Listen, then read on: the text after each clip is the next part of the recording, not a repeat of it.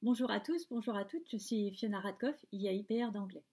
Une vidéo en complément d'une vidéo que j'ai faite il n'y a pas très longtemps à propos du tiers-temps auquel les élèves ont droit dans le cadre du contrôle continu. Je vous mettrai le lien vers le texte officiel sous la vidéo.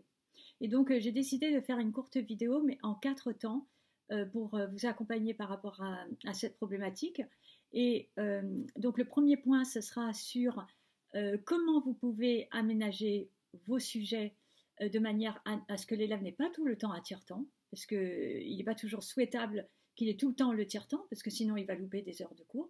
Et donc comment vous pouvez lui faciliter la tâche pour que vous preniez néanmoins en compte sa situation. Donc c'est le premier point. Deuxième point, qu'est-ce que vous pouvez demander au reste de la classe pendant que cet élève-là est en tiers-temps, puisque ça se passe dans la classe. J'aborderai les cas des élèves malentendants.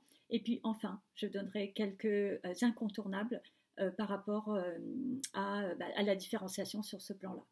Donc sur le premier point, ce qui est important, c'est de varier la manière de répondre aux questions pour les élèves ou de faire le compte-rendu. Donc on va parler de la compréhension écrite et la compréhension orale, et je vais vous donner 5 pistes. Donc la première piste a été donnée par une enseignante, une de mes enseignantes, et en fait c'est au moment de la compréhension écrite, alors que tout le monde doit justifier en citant le texte, par exemple si vous donnez des questions et les élèves doivent répondre en citant le texte, en fait à la place d'avoir à écrire, en fait vous pouvez lui demander juste de surligner. Et donc il faut qu'il ait des surligneurs de couleurs différentes, et puis en fait la question numéro 1, en fait il surligne. Il répond vite fait, mais pour citer, en fait, il surligne de la même couleur dans le texte. Question numéro 2, il change de couleur, il surligne dans le texte de la deuxième couleur, etc. Donc ça, c'est une première piste qui me semble intéressante, ce qui lui évite de recopier, si évidemment son problème, c'est la lenteur d'écriture. Deuxième point, c'est vous pouvez associer chaque question en compréhension écrite à un niveau. Donc vous mettez A1, A2, B1, B2, etc. Au niveau de vos questions. Et vous pouvez laisser aux élèves le choix des questions auxquelles il veut répondre. Et comme ça, en fait, s'il manque une ou deux questions, eh ben, c'est pas grave. Mais s'il veut aller jusqu'à B2, eh bien, en fait, il peut commencer par les réponses à B2 et puis remonter. Remonter à la première question, et puis en fait, il fait ce qu'il peut, mais vous lui donnez l'occasion de pouvoir aller jusqu'au niveau B2. S'il y a des incontournables dans les questions, comme par exemple quel est le sens global du texte, vous pouvez par exemple le mettre en caractère gras pour que l'élève comprenne. Il peut répondre à B2, mais par contre il ne faut pas qu'il oublie de répondre à la question A1 ou A2 par exemple. Une troisième piste, c'est faire le contrôle en atelier média langue. Donc c'est au laboratoire. Et vous pouvez demander à l'élève de répondre aux questions sur un dictaphone. Donc soit, ça peut être sur ordinateur, et puis il a un micro, il enregistre, ou avec son téléphone portable, et il vous l'envoie. Et donc en fait, il peut prendre des notes, mais il n'a pas besoin de tout écrire, il fait le compte-rendu en français, et ou les réponses aux questions sur son dictaphone, et puis en fait, il vous envoie ces réponses qui ont été faites à l'oral. Donc ça, et donc c'est valable à la fois pour une compréhension écrite ou pour une compréhension orale. Quatrième point, c'est avoir le droit de se servir d'un ordinateur en classe. Et donc même si dans les textes officiels, ce n'est pas indiqué, enfin dans les documents que lui il n'a pas nécessairement le droit à l'ordinateur, mais si pour lui c'est plus facile de répondre sur l'ordinateur, eh bien, lui donner le droit d'avoir l'ordinateur en cours. Il n'a pas le tiers-temps, mais il a le droit de se servir de son ordinateur. Et puis le dernier point, par rapport à ce premier point, eh bien c'est le classique, c'est-à-dire qu'on raccourcit le texte. Ou si vous êtes en LLCER, eh ben à la place de donner 3 textes comme à l'épreuve, vous lui en donnez que 2. Voilà, donc raccourcir le texte, raccourcir ce sur quoi il va être évalué. Donc ça, c'est le premier point.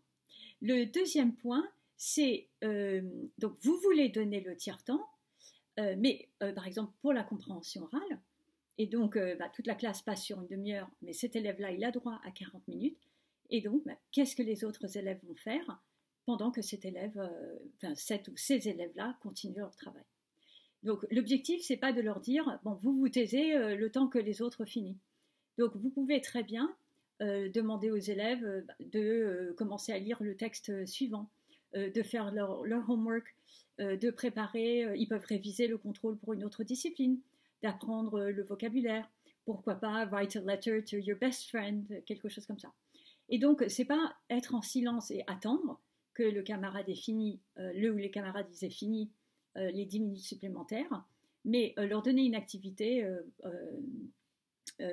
pendant ces 10 minutes-là, mais qu'ils vont faire en silence, comme une activité d'écriture ou des lectures. Et puis également, vous pouvez faire l'inverse, c'est-à-dire réduire ce qu'on demande à toute la classe pour tenir dans l'heure. C'est-à-dire d'habitude, si vous faisiez un contrôle d'une heure, eh bien prévoir un contrôle de 40 minutes à la place pour que tous les élèves de la classe, y compris ceux qui sont à tiers-temps, en fait, ce que vous faites tienne dans l'heure. Donc, et donc à la place de par exemple demander 200 mots, eh bien vous demandez 150 mots. Ou voilà. Et donc en fait, ou à la place de donner un texte qui est beaucoup plus long, vous pouvez donner un texte un peu plus court pour faire un contrôle qui tient dans 45 minutes. Et puis comme ça, 40 minutes. Et puis comme ça, tous les élèves de la classe peuvent le faire dans l'heure. Et puis les élèves, ils font 40 minutes. Et puis après, ils font une lecture silencieuse ou quelque chose comme ça. Donc ça, c'était la deuxième piste. Et la troisième piste, c'est pour les élèves malentendants. Donc les élèves malentendants, souvent, ils ont une dispense de passer les épreuves orales. Mais en fait, ça va dépendre des élèves. Et ça, c'est vraiment très important. Et c'est un des messages que je vais donner à la fin, c'est que chaque cas est particulier. Et ce qui est important, c'est de suivre la volonté de l'élève. Et donc, vous pouvez très bien avoir un élève malentendant, mais qui maîtrise très bien la lecture labiale, et pour lequel vous pouvez choisir un document de compréhension orale avec une personne qui parle, qui fait un discours, par exemple, Obama, et dont on peut très bien lire les lèvres. Et en fait, un élève malentendant peut être très fier de passer la compréhension orale. Donc, vous pouvez très bien, si l'élève le souhaite, bien entendu, si l'élève le souhaite, faire passer les élèves des évaluations de compréhension orale. Mais c'est seulement si l'élève est d'accord. Sinon, en fait, eh bien dans ce cas-là, pendant que les élèves passent la compréhension orale, lui, il fait une compréhension écrite ou une expression écrite, quelque chose comme ça.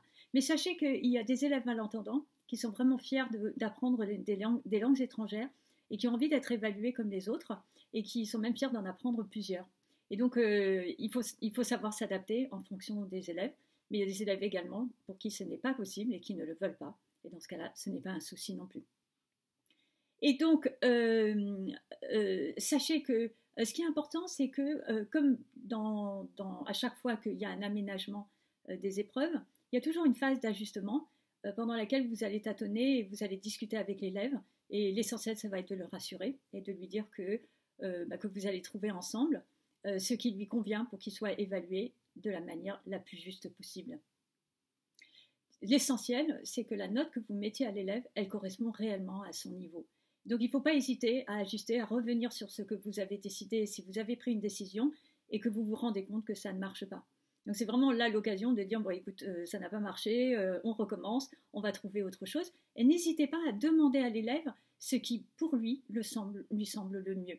Qu'est-ce qui peut fonctionner, vous aider à trouver d'autres pistes, parce que là je vous ai mis quelques pistes, mais l'élève va probablement se rendre compte qu'il y en a d'autres. N'hésitez pas à les mettre sous la vidéo si vous avez d'autres idées de vos élèves. Et donc, le dialogue que vous allez avoir avec l'élève va être fondamental. Autre consigne, ne pas baisser le niveau attendu. Le niveau attendu pour le tronc commun, c'est B2. Et ce n'est pas parce que l'élève a un aménagement où il a droit à un tiers-temps que vous allez baisser le niveau. D'accord ? Des fois, on me demande, j'ai des contacts, on me dit, voilà, il faut baisser le niveau, sinon mon enfant n'aura jamais son diplôme. En fait, ce n'est pas possible. On aménage, mais on ne baisse pas. Et puis, enfin, voilà, c'est tout ce que je voulais dire. L'essentiel, c'est que vous arriviez à ce que ça se passe au mieux pour les élèves et pour toute la classe, sans pour autant faire de distinction. Donc ça veut dire, quand vous donnez la copie aux élèves, par exemple si vous raccourcissez le nombre de questions, etc., faites bien attention qu'il n'y ait pas deux lots de sujets. C'est-à-dire, bon, il y a le lot de sujets pour les élèves normaux et puis le lot de sujets pour les autres. Donc surtout pas ça. Il faut que tout tienne sur un même document. Et puis vous pouvez mettre en caractère gras pour le tiers-temps. Voilà, c'est ça qui est fait. Et puis comme ça, il n'y a pas de différence sur le plan visuel entre les élèves de la classe, et ça se fait de la manière la plus discrète possible. Voilà, une vidéo qui est supposée être courte, mais qui est un peu plus longue, mais parce qu'il y avait des points très importants. Et voilà, donc je vous souhaite à tous et à toutes une excellente continuation. Au revoir.